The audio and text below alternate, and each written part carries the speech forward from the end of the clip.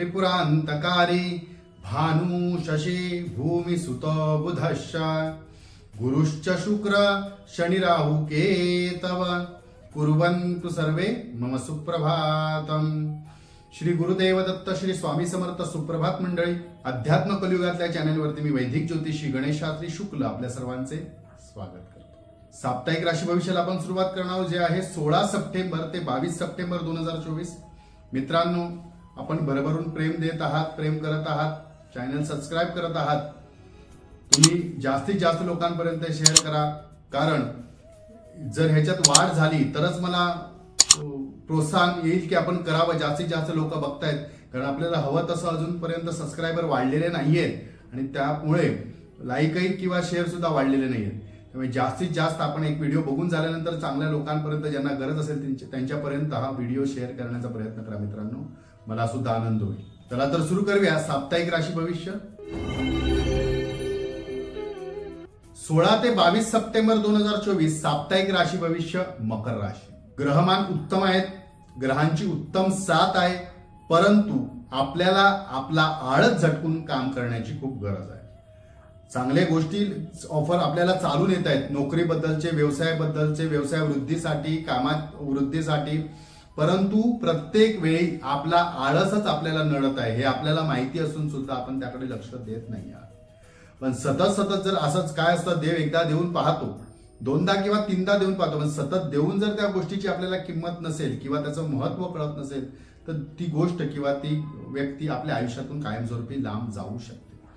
त्यामुळे आपण ज्या चांगल्या संधी आपल्याला मिळत आहेत त्याचा उत्तम लाभ घेण्याचा प्रयत्न करा, परंतु आळस मुख्य प्रमाणाने आपल्याला टाळायला हवा। आर्थिक बाजूही चांगली होत राहील, आर्थिक अडचणी आपल्या कमी होतील आणि जे काय आपल्याला आता सध्या पैसे एखाद वेळी मिळाले तर लवकरात लवकर आधी घेतलेले कर्ज, एखाद्याचे कर्ज उसने घेतले ते फेडण्याचा प्रयत्न करा, देण्याचा प्रयत्न करा। का आपण पैसे एखाद्याला न दिल्यामुळे किंवा आर्थिक व्यवहार म्हणजे कर्ज न फेडल्यामुळे थोडंसं आपल्याला नुकसान होऊ शकतं। एखाद्या बँकेचं असून दे, एखाद्या मित्राचं असून दे, कोणाचंही असून दे, ते विचारत नाहीयेत म्हणून आपण मात्र शांत राहू नका। आपल्याकडे आले आहेत तर ते देण्याचा प्रयत्न करा।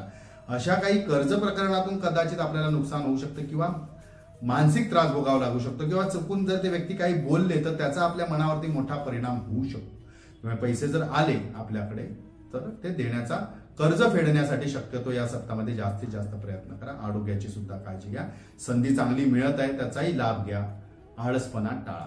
या सप्ताहात आपल्यासाठी शुभ तारखा आहेत 20 आणि 21, शुभ अंक आहे 5 आणि रंग आहे हिरवा, याचा आपण लाभ करून घ्या।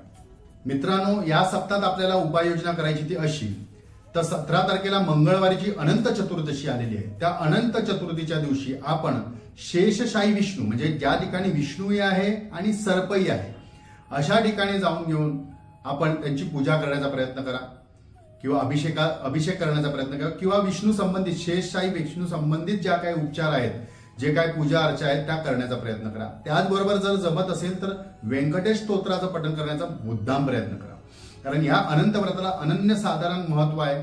त्याची कथा वेगळी आहे, ती कधीतरी पुन्हा मी एकदा सांगेनच, परंतु आज उपाययोजना करताना आपल्याला व्यंकटेश स्तोत्राचं आणि शेषशाही विष्णूची, म्हणजे ज्या ठिकाणी सर्प आहे म्हणजे अनंत नाग आहे, त्या अनंताचं पूजा करणं खूप गरजेचं आहे। त्याचबरोबर कुठे जर अनंत चतुर्दशीची पूजा असेल किंवा सत्यनारायणची पूजा असेल त्या दिवशी तर मुद्दाम जा आणि विष्णूंचं दर्शन घ्या, तीर्थप्रसाद घ्या। त्याचबरोबर जर जमत असेल आपल्या कुळाचाराप्रमाणे करणं तर दर्भाचा शेष नाग करून घेऊन त्याची सुद्धा पूजा करण्याची प्रथा आहे। जर आपल्याला जमत असेल तर, नाही तर तो विषय लांब ठेवा, परंतु शेषशाही विष्णूची आपण पूजा नक्की करा। एखाद्या सत्यनारायणच्या पूजेला विष्णूची आराधना जास्तीत जास्त करण्याचा प्रयत्न करा।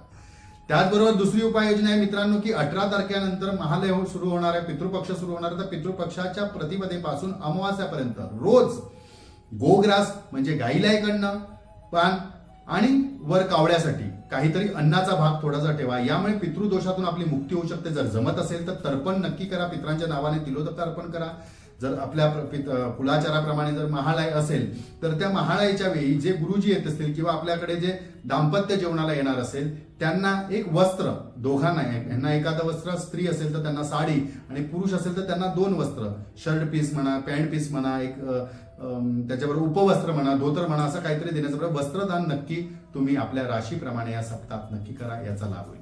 मित्रांनो, अजूनपर्यंत आपले चॅनल आपण सबस्क्राईब केले नसेल तर सबस्क्राईब करा, बेल आयकॉन दाबा, शेअर करा, जेणेकरून मला त्याचा आनंद होईल। चला तर पुढच्या आठवड्यात नक्की भेटूया ह्याच ठिकाणी ह्याच वेळी. तोपर्यंत सर्वांचे धन्यवाद.